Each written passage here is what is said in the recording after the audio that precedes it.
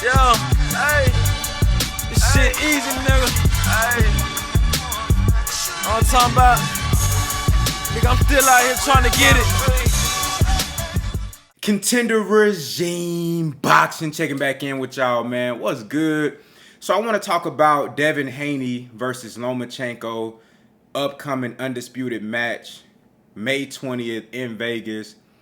I want to talk about what that fight means, but specifically for Devin Haney, what does a win over Lomachenko means for Devin Haney? Well, let's address the first thing. The first thing is that if Devin Haney were to take a loss to Lomachenko, Lomachenko would get all the credit in the world. He would be deemed as, his career would be deemed as revitalized, or him catching his second win, and he would become the undisputed champion, something that he's never accomplished before. He would be instantly top 5 pound for pound again. He would get all this credit in the world if he won. But something tells me that, Devin Haney goes out there and beats Lomachenko, he won't get that same type of energy, that same type of credit and notoriety that Loma would get if he won. But let's talk about what it actually means for Devin Haney if he beats Vasyl Lomachenko. Number one, it means that he has the best resume of all the active fighters at 135. You look at the fact that, number one, he's the undisputed champion, and he beat the man that beat the man that beat the man, then doubled back and came back and beat the man that he was supposed to have a shot at first before all them other dudes. And he coming back with the titles to get his respect from that guy. He also beat, like I said, Kambosos, who beat Teofimo Lopez, Telefimo, you dig what I'm saying?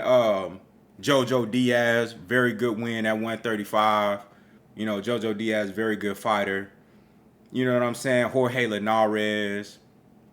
He has some little stepping stone fights early on in his campaign at 135, but these are very good wins. Very good wins. And keep in mind, he beat Kambosos twice over in Australia. All these things you have to take into account and take into consideration when you're looking at the resume of a Devin Haney. So instantly, he becomes, I think his resume is already one of the tops in the division, really only rivaled by Vasyl Lomachenko and maybe a Tank Davis. But this win right here will clearly put Devin Haney at number one when it comes to resume. He's already the undisputed champion. This win, I think, continues to propel him up the pound for pound list. Now, if you hang your hat on these mainstream pound for pound lists, that's cool. But I'm talking about the Contender Regime boxing pound for pound list, which Devin Haney is already a part of.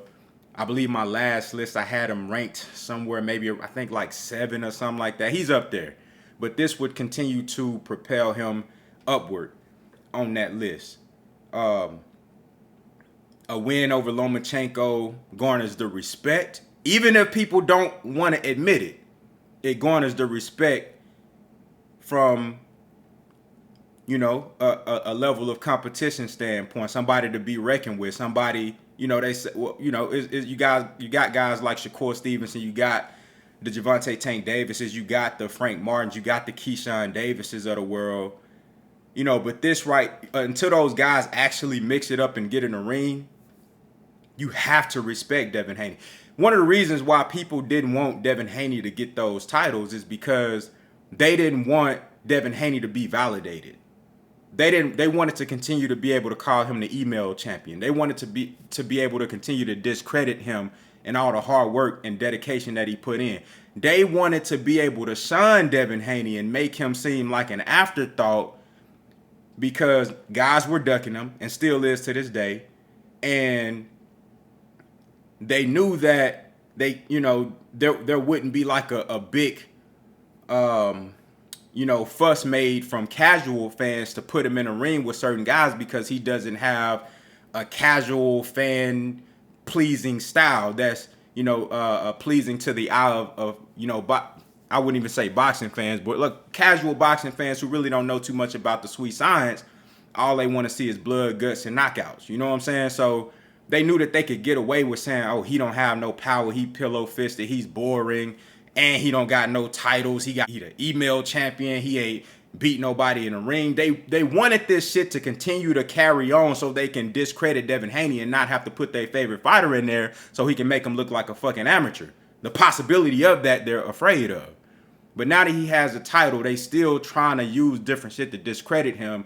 They never wanted him in this position. So him getting this opportunity to fight Lomachenko to validate everything that he's been saying this whole time. Like, I never lose to a white boy. That's Devin Haney words. Now anybody can be beat on any given day. But this is just the shit that Devin Haney was standing on.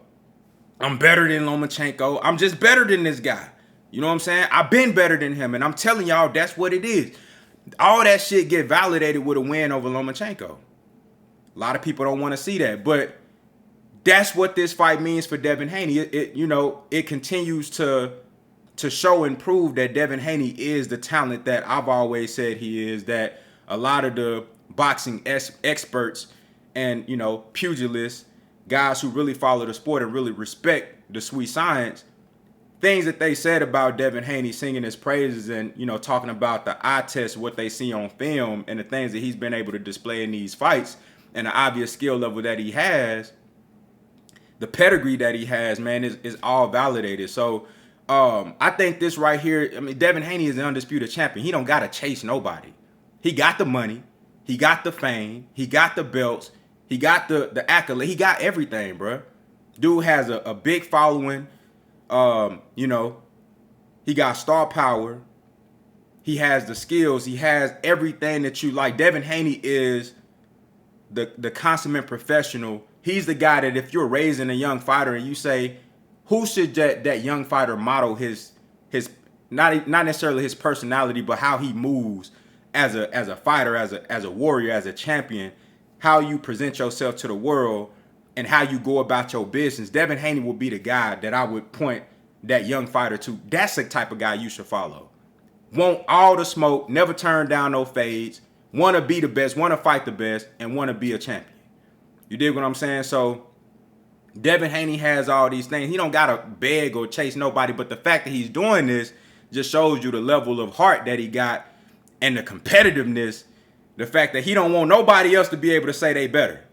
He want to prove that shit in the ring, and if he lose, I think Devin Haney cool with that. Like, he okay with going out there trying and taking an L as opposed to just avoiding motherfuckers and everybody just leave it up for speculation. Because that's what a lot of these fans like to do. They don't want to see the fights. They just want to be able to get online and argue all day and shit.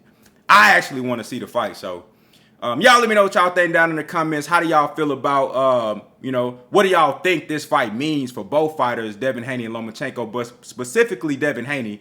What do you think this fight means for Devin Haney? What does a win for Devin Haney mean? Y'all let me know what y'all think down in the comments, man. Contender regime boxing. I'll holler at y'all boys, man.